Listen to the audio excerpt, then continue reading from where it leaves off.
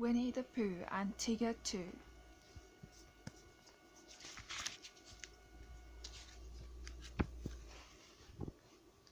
Tigger loved to bounce. Bouncing is what Tiggers do best, he told all his friends. One day when Rabbit was working in his vegetable garden, Tigger came bouncing by. He bounced so hard that he knocked Rabbit over.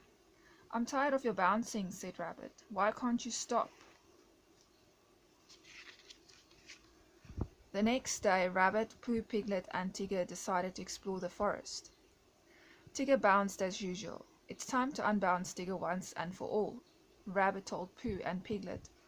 "I have a plan. Follow me." Rabbit led Pooh and Piglet into a hollow tree trunk. "We're going to lose Tigger," he explained. "But why?" asked Pooh. "So that he will be grateful for when we find him again," said Rabbit. "Then he will be humble and bouncy Tigger." Tigger came back to look for his friends. "Hello," he called, but they didn't answer him, and at last he bounced away.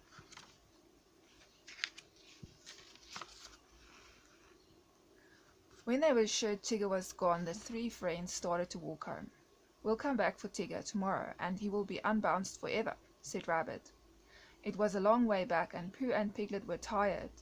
While they stopped to rest, Rabbit went on by himself. But as Rabbit walked through the misty forest, he realized that he was lost. It was getting dark, and there were strange noises all around. "Shush, rustle, crunch!" "Who's that?" cried Rabbit. But it was only a caterpillar chewing a leaf. "Grr-ork!" gulped a frog. "Help!" cried Rabbit. All at once Rabbit heard a familiar bouncing sound. It was Tigger. "Hello, Rabbit," said Tigger. "Shall I take you home? It's very late to be out in the forest." So a very quiet, humble Rabbit held on to Tigger's tail as Tigger bounced all the way home. "This really is the best way to travel, isn't it?" said Tigger, and Rabbit had to agree.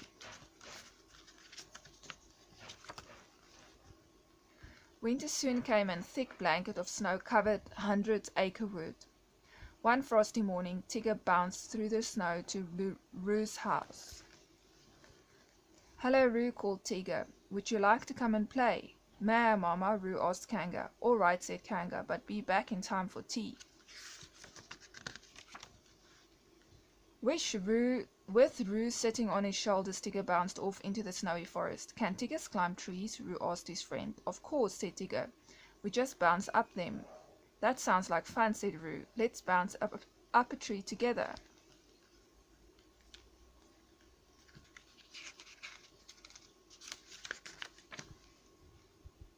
So they found a tall tree, and Tigger bounced up, and up he went, up all the way onto the top of the tree.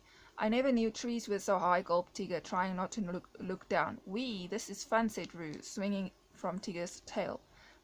Please stop swinging," said Tigger. "All right," said Roo, climbing onto a branch. "Shall we go home now?" But Tigger couldn't get down. He was stuck. Luckily, Pooh and Piglet were out walking nearby. When they saw Tigger and Roo up in the tree, they called all their friends to come and help. "Please get me down," groaned Tigger. If I can just get back on the ground, I'll never bounce again." Christopher Robin took off his coat to make a net. "Jump and we'll catch you," he called.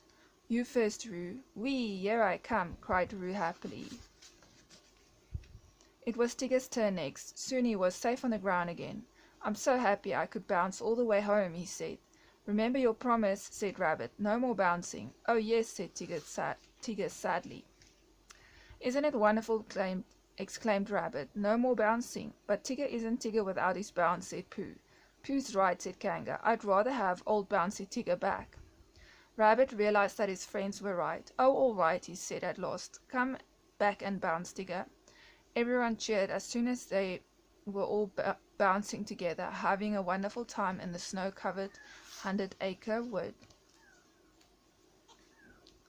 The end.